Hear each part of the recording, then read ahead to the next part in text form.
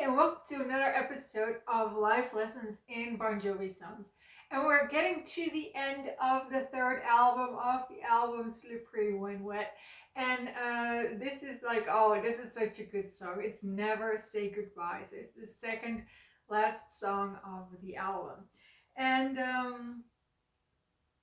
uh, yeah, it's just such a great song because it was really the first time where Bon Jovi really went kind of like all in on a ballad. So if you listen carefully, you will hear that the first two albums didn't actually have ballads on them, and uh, also that the rest of this album also doesn't really have ballads like Never Say Goodbye, as opposed to all the albums that came after that all have, like two songs minimum that are like real ballads. Slippery When Wet had Wanted Dead or Alive, which is very much, leaning into the rock element of a rock ballad. And Never Say Goodbye is, yeah, I've seen one like small clipping video on YouTube that says it's like the ultimate 80s ballad. It's kind of like a time capsule ballad. And in the interviews, in the context of that song created in that era, it is referred to as the Prom Song of 1986. So the prom is like a ball at the end of high school. And in 1986, Never Say Goodbye was the prom song. And it was a controversial prom song because it has the sentence, "You lost more than that in my back seat." So, because that has a sexual connotation, this song was not exactly embraced by conservative teachers in America. So it was a prom song, which is very American, but it was also not endorsed by the teachers, which is probably, I don't know, but should that be, that should kind of like be the hallmark of that something is a prom song. I think if you graduate high school and you've chosen a prom song that is endorsed by your teacher, then your generation is kind of like not really living up to its potential, let's say that. So I think it was a great prom song for, being against the grain and having that kind of like rebellious sexual streak that that all teens should are entitled to, and hopefully will acquire or pick up somewhere along the way. So that was the context of the time. It was never released as a single in America. Some sources say it was never released as a single. That's not true. It was kind of like released in countries that were not America. Um, Basically, it was released in countries where they didn't have to promote it, or where it wasn't really expected that they would be around to promote it. So uh, there are multiple songs that are on this album that are kind of like on that cusp of having been released as a single and not having been released as a single. And the reason is, as far as I have been, and on the cusp, I mean that you will find sources where it says it was never released as a single, as well as actual factual singles where obviously it was released as a single. So that's what I mean with on the cusp of it. And these songs that were on the cusp of being released or not released, they were kind of like it's basically because they were held back on the American market, because in the American market Bon Jovi would have been expected to promote them, and they were just exhausted. Like, this was this was their big album 1986, and so then we're speaking about 1987, um, uh, when the second batch of songs could have been released.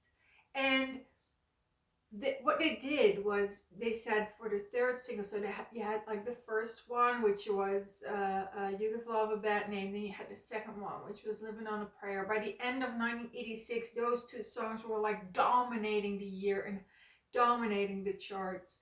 And then in 1987, instead of releasing Never Say Goodbye, with their final promotional breath, they released Wanted Dead or Alive.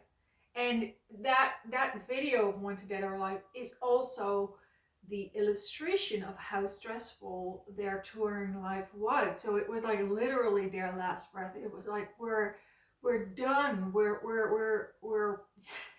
we don't know anymore which way is up. That's how exhausted we are from touring. Do not come bother us again for a very long time. So it was Wanted Dead or Alive was kind of like bringing the singles train to a stop, to a halt in 1987. So when we're talking about things, about songs that were on the cusp of being released, or that were, we have singles, so obviously they were released, but then again they were not released. That's everything that came after Wanted Dead or Alive. That came after, I think it was March 1987, when we had this kind of like, okay, Never Say Goodbye was released as a single, for example, in the UK. And we have a video of it, so there was like a real production for the video. Let It Rock, the same thing. Like, was it released? Was it not released? While in this, was it released? Was it not released? So Never Say Goodbye was one of those songs that could not be released in the USA, could not be a big hit, including single sales, because there was no more promotional power in the band. Like, it was, they were just done. They just could not be made to promote anymore. So Never Say Goodbye was not a very well-known song because of their position in the charts. It was a very well-known song because it, for a long time, it was the core ballad of the show. So in 1987, Never Say Goodbye had really taken up the spot of being the core ballad of the song, and of the song, of the concert, and John Bon Jovi sang it from a plateau in the back of the venue. So he had this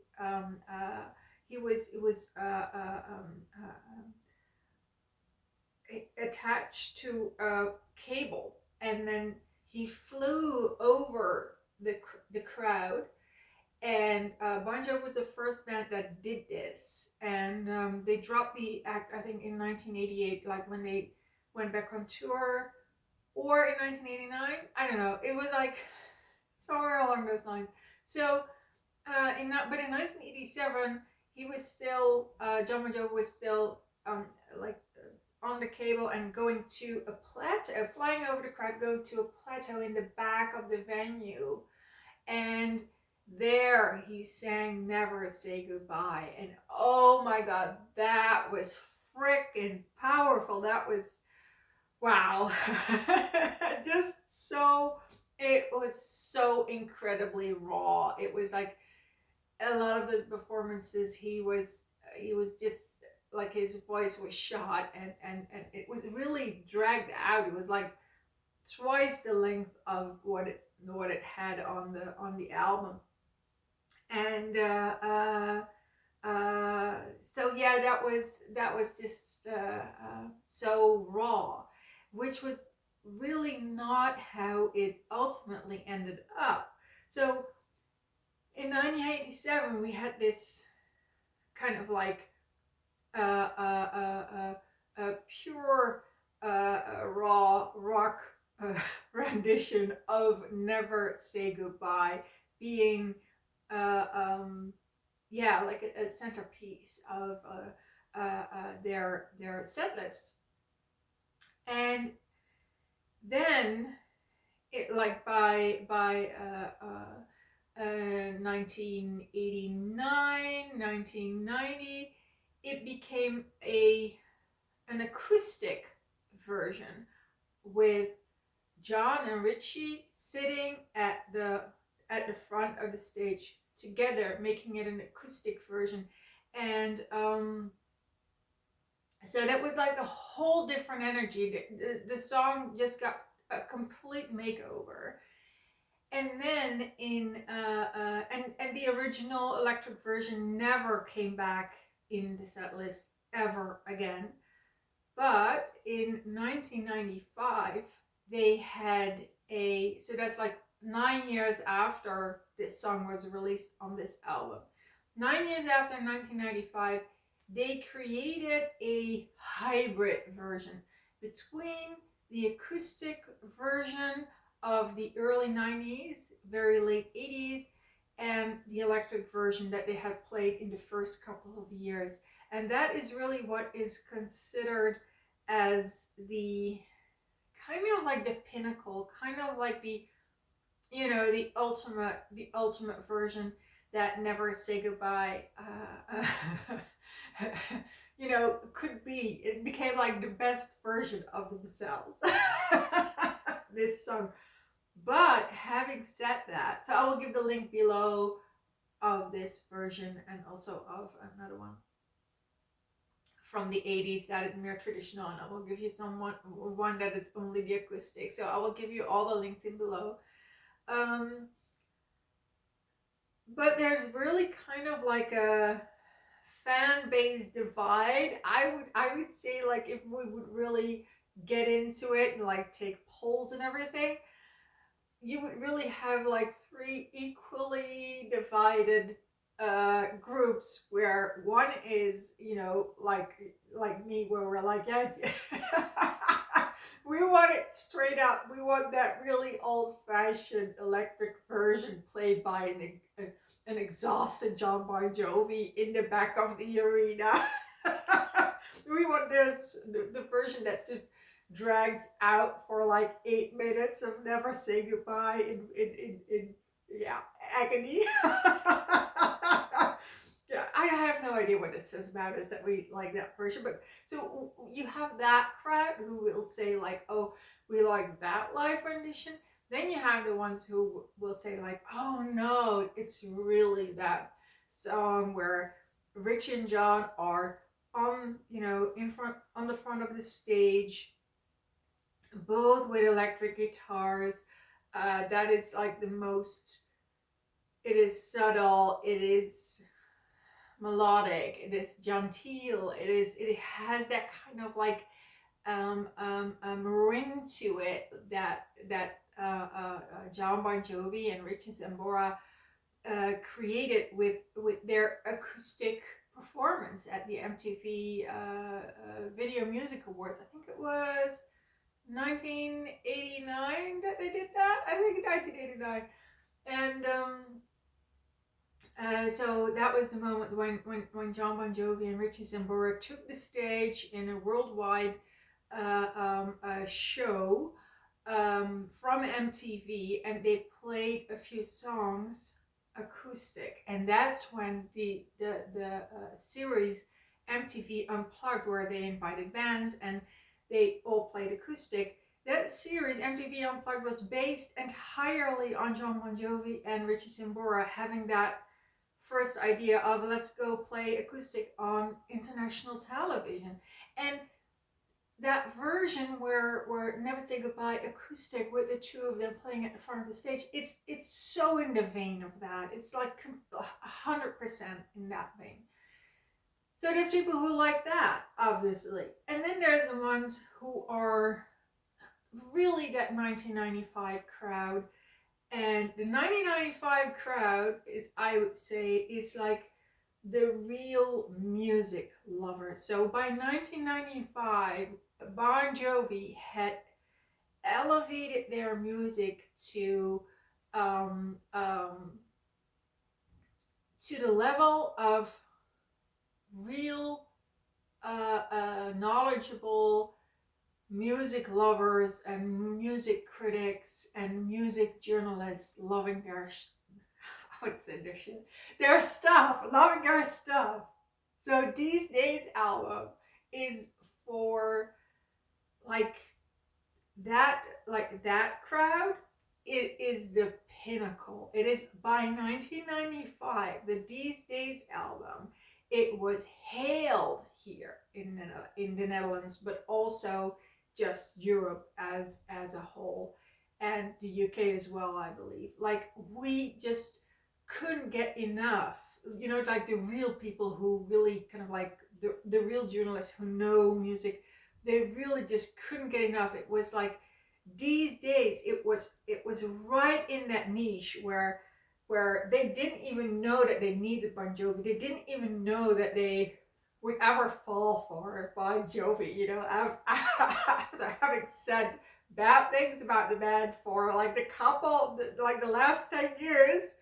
In 1995, like, Bon Jovi really was like, and they were hooked, like they were in, they were awake, and they were a Bon Jovi fan. So the 1995 crowd of Bon Jovi fans, Bon Jovi lovers, uh, would obviously love that final version, that ultimate version, where acoustic and and electric version of Never Say Goodbye meet and are created into one new song. So, Never Say Goodbye. I will give you the links below to those 3 live renditions. So, the one from like 1987, one from around 1990, and one from 1995, like the ultimate one. And it was a song that was inspired by a song written by Bruce Springsteen and performed by a band called Southside Johnny. And Southside Johnny's from New Jersey, and Bruce Springsteen's also from New Jersey, and Bon Jovi's also from New Jersey. So that's why they knew this song. I had never heard of the song, but I'm not a Bruce Springsteen fan, so that kind of like makes sense. It's called Hearts of Stone. So Hearts of Stone was the inspiration for Never Say Goodbye. And the demo of this song was actually sung by Richie Sambora. And rumor has it that he did most of the writing, and that it was actually about John Bon Jovi and his future wife Dorothea. But, you know, from Richie's point of view, so that it's actually Richie Zambora's song, which would explain why it was the demo was sung by Richie Zambora. And also, last very fun fact, it would never have been included on the album if it had not been for the pizza parlor jury. Yeah. The pizza parlor jury is a group of young people who were at the pizzeria in 1986, and the whole band and the people who had been working on the album just kind of like showed up at the pizza place and asked kids who were at that place, would you come and listen to our demos, because we need a fresh pair of ears. And this pizza parlor jury, they said, oh, yeah, we're all in for Never Say Goodbye. And that's how it ended up on the album. So, yeah, that's the story about Never Say Goodbye. This series is called Life Lessons in Bon Jovi Song, and I hardly ever know beforehand what the life lesson is going to be. I'm just gonna like research the song, and the life lesson will present itself as I create the video. So what kind of lessons do we have? Well, obviously the pizza parlor jury. So Yeah, it's definitely a good idea every now and then to check with to get a fresh pair of eyes or a fresh pair of ears on your ideas before you make a decision, because otherwise you might be throwing the best stuff out. And the other life lesson is, of course, that sometimes it takes 9 years before something like reaches its full potential, that before it becomes this ultimate jewel. And yeah, and that even then, if even after something has um, uh, developed itself into a thing of pure beauty, you will always have people like me who said, "Oh, I kind of like the 1987 version." So, yeah, just know that, like, even when you have in your life reached a stage where you are pleasing, even the hardest critics are so in favor of your work and are so on your side. And that's at the same time, that's the moment you will have lost the people who really loved you when you, well, basically, I loved them when they were struggling in 1987. I think I'm just such a bad person for this. I don't know. Maybe I can fit myself by saying, well, they were very authentic in 1987. I don't know. But yeah, so that's a great life lesson. Like, the best art may please the critics, but there's always that group of people that that loved you when you were, yeah, when you were struggling. I have to come to terms with this, but yeah, I really love that version of Never Say Goodbye, played at a plateau in the back of the arena in 1987. So next time for life lessons in Bon Jovi songs, we're at the final song of the album, Slip Your When Wet, and that is Wild in the Streets. So see you there. Bye bye.